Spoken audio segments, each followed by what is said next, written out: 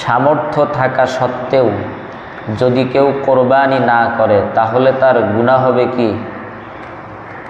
সামর্থ্য থাকা সত্ত্বেও কেউ যদি কোরবানি না করে তাহলে অজীব তরকের কারণে অবশ্যই গুনাহ হবে। মুসনাদে আহমদের 16 নম্বর খণ্ডের 120 নম্বর পৃষ্ঠায় একটি বর্ণনা এসেছে।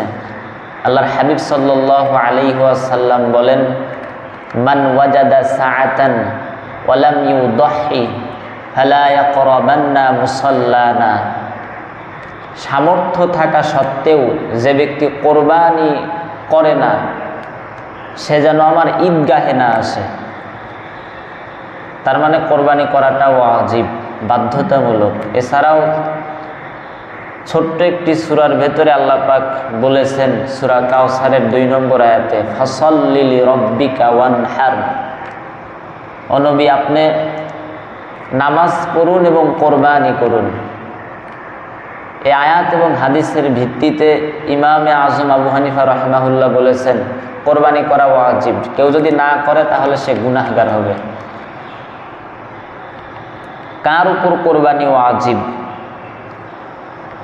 কারো কাছে যদি 10ই জিলহজের সুবহে সাদেকের পূর্বে 52.5 তোলা রৌপ্য অথবা 7.5 তোলা স্বর্ণ অথবা সমপরিমাণ অর্থ যদি চলে আসে তাহলে তার উপর কোরবানি ওয়াজিব, এবং এইটার জন্য বছর পূর্ণ হওয়া লাগবে না।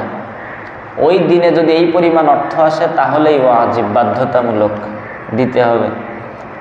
মুসাফিরের উপর কোরবানি করা কি ওয়াজিব? মুসাফিরের জন্য কোরবানি করা ওয়াজিব না, বাধ্যতামূলক না। নাবালেগ সন্তানের পক্ষ থেকে বাবার কোরবানি করা কি বাধ্যতামূলক? এটা হচ্ছে মুস্তাহাব, কিন্তু করতেই হবে এমনটি না। গরিব মানুষের কোরবানির হুকুম, তার কোরবানি হবে কি না? গরিব মানুষ কোরবানি দিলে তার কোরবানি হয়ে যাবে, তবে এটা ওয়াজিব না, তার উপরে এটা বাধ্যতামূলক না। সে ইচ্ছা করলে দিতেও পারে, নাও দিতে পারে। কেউ যদি কোরবানির দিনগুলোতে কোরবানি দিতে না পারে তাহলে তার করণীয় কি? 3টি অবস্থা হতে পারে।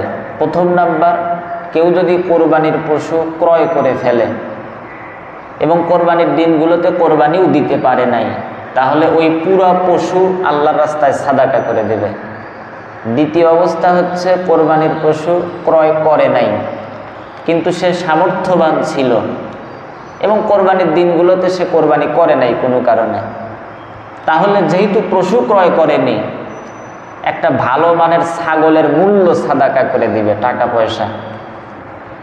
আর 3 নম্বর অবস্থা হচ্ছে, কোরবানির পশু ক্রয় করেছে কিন্তু কোরবানির দিনগুলোতে কোরবানি দিতে পারে নাই, তাহলে কি হবে?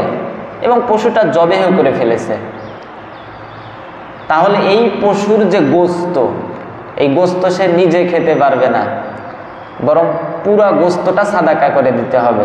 শর্ত হচ্ছে ওই গোশত ওজন করতে হবে। ওজন করে যদি দেখা যায় যে গোশতের দাম 18,000 টাকা হচ্ছে আর ছাগলটা কিনেছিল 20,000 টাকা দিয়ে, তাহলে 2,000 টাকা ঘাটতি, তাহলে নিজের পকেট থেকে আরো 2,000 টাকা গরিব মিসকিনকে দিয়ে দিতে হবে।